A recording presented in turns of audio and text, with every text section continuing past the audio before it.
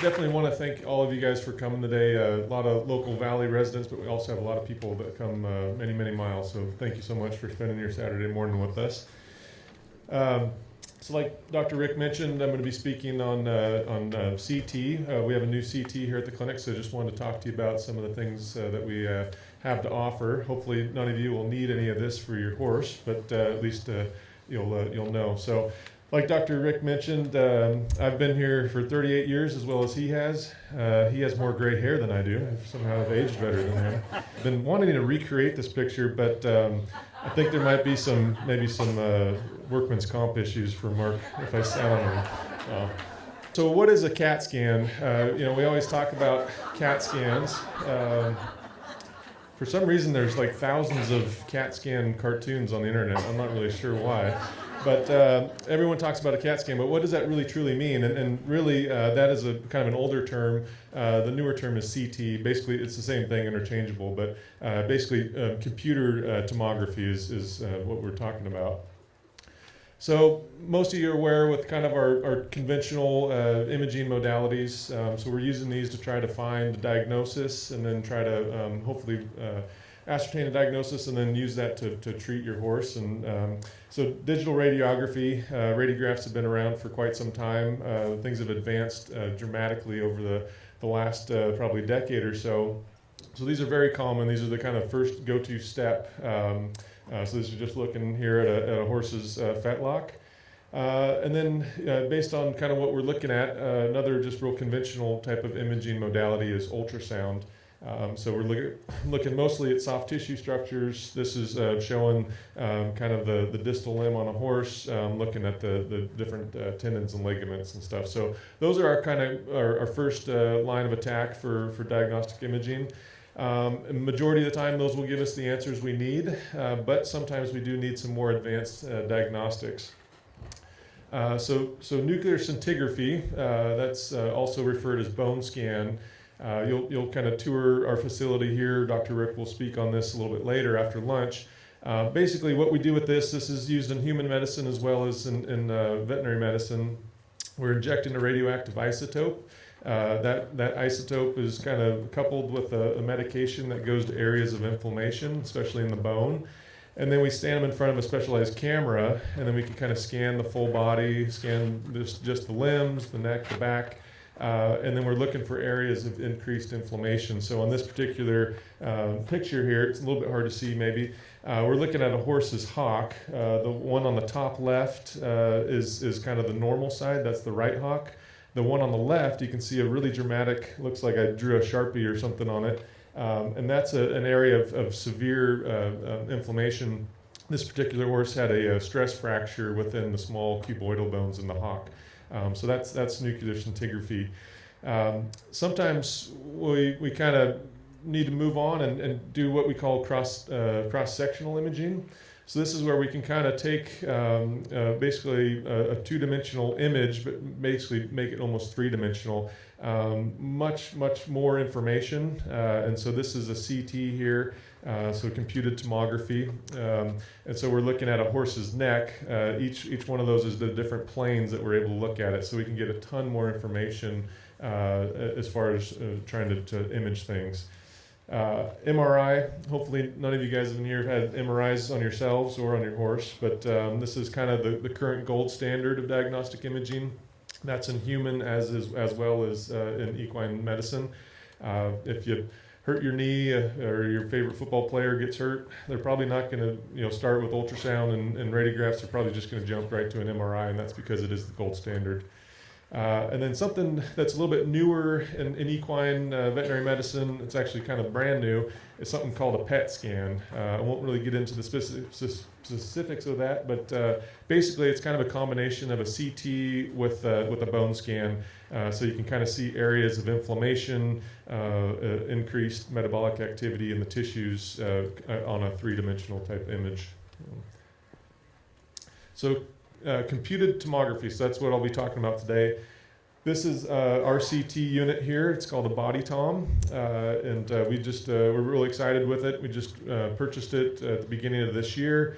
and already it's revolutionized the way that we look at certain types of injuries and different types of diagnostics. So basically, I'm not going to get into the physics and all of that, but basically, if you think of it as there's an X-ray machine, so just like little handheld machines that we do when we're taking a regular radiograph, and then on opposite of that is a plate, but those spin around, and so as that spins around, it can kind of make basically a three-dimensional image, a slice, and so that's what tomography is, just a cross-sectional image.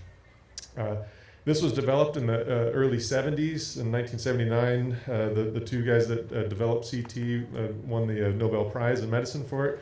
So it definitely revolutionized medicine over the years. So as far as in veterinary medicine, in the kind of early 90s is when we first started using this. We had an older machine in the late 90s to early 2000s or so. And as we got the MRI unit, we've kind of phased it out. Now things have improved so much, we went ahead and brought CT back. And this is just a little bit more of a diagram of our unit. Basically, the center portion, it's like a big donut, kind of like the ones you ate this morning over there. If you look at the donut hole, that's where whatever part of the body that we're wanting to image goes. And so this is quite a large bore. It's about 85 centimeters across, so we can image a large portion of the horse. Typically, with our patients, we're doing heads. We can do necks all the way down to the first or second thoracic vertebrae, so we can get an image of the entire cervical spine, which we're not able to do with MRI. So that gives us a lot more information as far as looking at necks. And then we can image limbs all the way up to the stifle. Foals, we can put the whole foal through there. Our larger patients are a little too big. And then actually the thing that's kind of the most amazing is we put some dogs through there, and just the anatomy is incredible what you can see. So this is the scan here. This is a horse. We're scanning its neck and then also its head. This is just a head scan. I'll play it through. So the CT itself is a self-driving CT. So as it's, you can see the little yellow lights on. You'll see the images up in the bottom right corner. So as that's driving, inside there, the X-ray machine's spinning around in a helical kind of spiral form, and that's what gives us our image. So that's a horse there. We do these under anesthesia. There are some if you weren't sure. But there are capabilities to do standing heads on these. So yeah. Okay, so when to choose CT? There's a lot of what's the difference between a CT? What's the difference between an MRI? So I'll try to get into a little bit of that here. So CT itself is our best imaging modality for bone. So we're focusing on bone when we're doing this. You do get information on the soft tissues, but MRI is far superior for soft tissues. So as far as evaluating things like the skull radiographs, they can give you a lot of information, but they can also be extremely challenging. There's more lines and structures in a horse's head than you'd ever imagine. And so having this ability to do cross-sectional slices and then turning that into a three-dimensional image really is far superior, especially with dental cases. We get a lot of horses that have bad teeth. You would think knowing which tooth was exactly the one diseased would be a real easy thing to figure out. Sometimes they're not, and so doing something like a CT really helps us pinpoint, and then that way we can do the appropriate extraction or whichever that horse may need. So dental CT is far superior to just dental radiographs. We use this a lot as far as our appendicular skeleton, looking for fractures. The nice thing about CT is it's a very quick scan. You can see how we just scan the horse's head in just a matter of a few seconds. We get quick information, and so we can do these preoperatively when we have a fracture, and then are able to do surgical planning. And then probably the most exciting thing, hopefully nobody of you guys have neurologic horses, but those can be a real challenge to try to figure out, is having the ability to scan the horse's neck. So this image here is a three-dimensional reconstruction of a horse's entire spinal column in the neck. So it just is giving us tons and tons of information. So this is just a really, really basic slide. Dr. Judy, who's probably the foremost expert in equine MRI, would probably not be happy with, because all of the benefits of MRI would go on for about 50 pages if he was to write this. But this is just kind of a little bit of comparison. So like I mentioned, CT, we're looking mostly at bone. You can, it's probably best for bone. It's also good for chest. So looking at the thorax, it's a quick scan. And so with our patients, we're looking mostly in foals that might be scanning for things in the chest. But the scan time is very quick, and so we can do that very, very quickly. We get quick surgical planning. Looking at MRI, definitely best suited for more of the soft tissues, ligaments, tendons, the brain, spinal cord. And then the other thing on MRI is we can show bone inflammation where CT doesn't really show that. So there's definitely caveats to each type of scan. MRI definitely takes a lot longer. I don't know if any of you have been in there. It's all kinds of weird noises. You're in a tube for 20 to 40 minutes or so. So it's a definitely a different process. So. And then this is just a kind of comparison. CT on the left. This is taken basically through the level of the foot. This particular CT is a horse that has a fractured pastern bone. The navicular bone is looks kind of like a bat ray or something in there. And so that you can just see the difference in the image comparison as far as looking at the bone. The MRI on the right, we're looking at all the soft tissues. So those are just a little bit of a comparison. So now I'll just kind of get into the, as far as the why, the cases that we kind of see. So this is a 3-year-old quarter horse that was used for rein cow horse. It came up acutely non-weight bearing during athletic work. And radiographs were performed in the field. And we found that there was a pastern fracture. So that's a pretty common spot for especially the quarter horses to fracture. This is on a hind leg.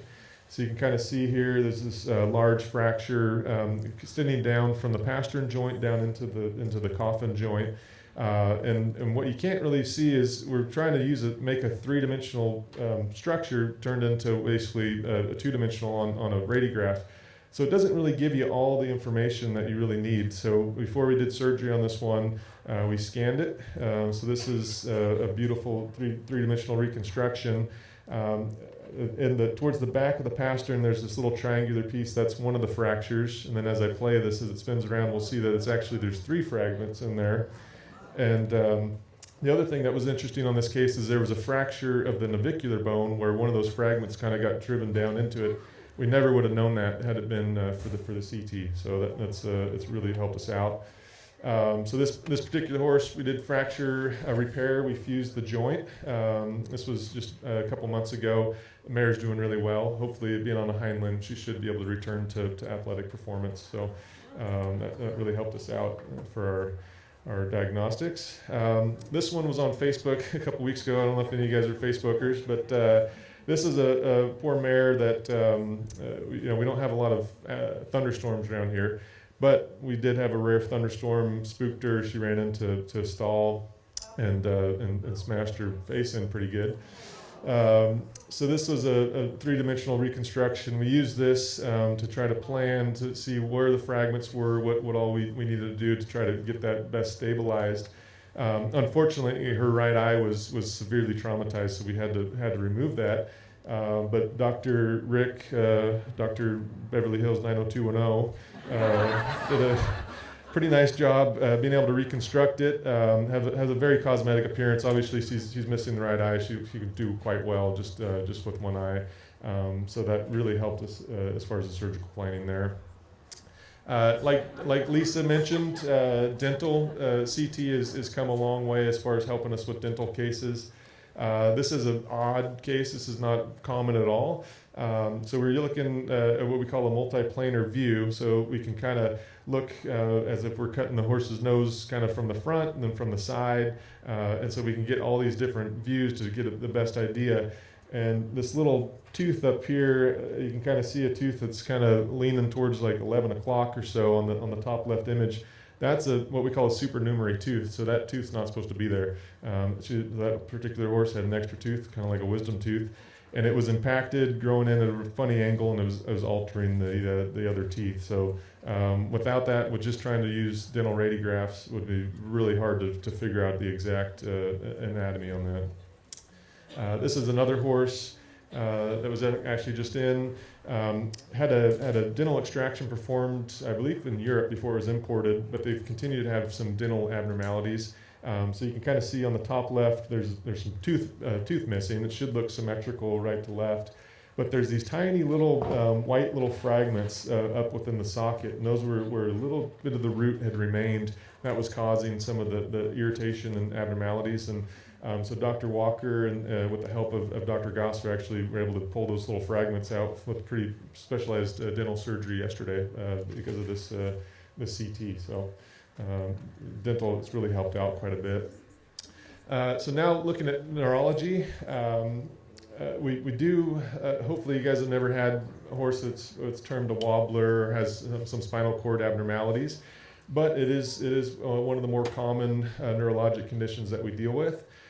The way that we used to diagnose these all the times was a procedure called a myelogram. So what we do is we take vertebral radiographs, standing with the horse just sedated, and then we check those. We lay the horse down, we do a spinal tap, and then we inject the spinal fluid with a radio-opaque dye so it shows up on radiographs. And then we put them through a series of kind of manipulations under anesthesia to try to see if there's some impingement or some compression on the cord. It gives us a lot of information. However, just in the last few years, we were able to do these in conjunction with the CT. So now we not only get just the two-dimensional appearance, but we can get a three-dimensional view of everything. So this is looking at a cross-section of the horse's neck. You can kind of see the spinal cord's going right through the canal. It's the darker structure. And then the bright white that kind of outlines it, that's the dye that we put in the CSF fluid. And then on the other cross-section, now we're looking through the vertebral body. The little kind of donut hole in the middle is the spinal cord surrounded by the dye. And this particular horse has some compression because one of the little vertebral joints is larger than the other. So that's kind of a developmental abnormality. And in doing so, it's putting a little bit of compression on the cord. It's also putting some compression on the some of the roots that exit out of there. So no way we would have been able to diagnose this without the cross-sectional imaging there. So. Other things that CT is really helpful for is things like, or you have a draining track. Sometimes you'll have a horse that has a draining track, could go on for months or years or so, and it's hard to say, well, what's going on here? Typically, that's because they have either a foreign body, they have some type of a diseased bone or something from an injury, and then they kind of get these perpetual little infections. You put them on antibiotics, the infection goes away, the tract dries up, you stop antibiotics, and then 3 to 4 weeks later, you got the same problem again because things are just festering in there. So this is a horse on the left-hand side that had that scenario. You can kind of see there'll be a real bright white little line that kind of dances around in there as we're going up the limb, and that's the actual draining tract. So it's like a little tube where the tissue kind of walls off, and we were able to put some contrast in there, and it actually ends up going into a little tiny little bone sequestrum in the coffin bone. We were able to do surgery to remove that, and the horse has done quite a bit better. But without the CT, it would have been really challenging to try to diagnose this. This is also another image on the right side of a horse's pelvis and femur. We usually don't ever get this, but this was on a foal, so we were able to scan it, and had a fracture on the little wing of its pelvis. And we used contrast to get down in there and then surgically debride it. So that's just for me as a veterinarian, I'm kind of geek out on those pictures because we don't get that with horses. So, and then this is also kind of geeking out a little bit, but so this is what we call angiography, and so where we put a same kind of dye actually into one of the blood vessels in the limb, and so we can use this to look for blood perfusion, see if there's abnormalities with either the way that the horse's foot is being perfused with blood, or if there's some type of issue involving the vasculature. So first I'll kind of remove the surface on the CT, so now we'll kind of come down. And you can see all those vessels in there. And then as I kind of spin it around here, you can kind of see. So when your horse cuts its leg and you wonder why it's bleeding, that's why. Anyway, so these are just kind of some of the amazing technology advances that we've had in the last few years or so. That's really revolutionized the way that we treat and diagnose things. So this was my racehorse that won the Kentucky Derby. No. But anyways, now so at this time we'll open up to any questions. So.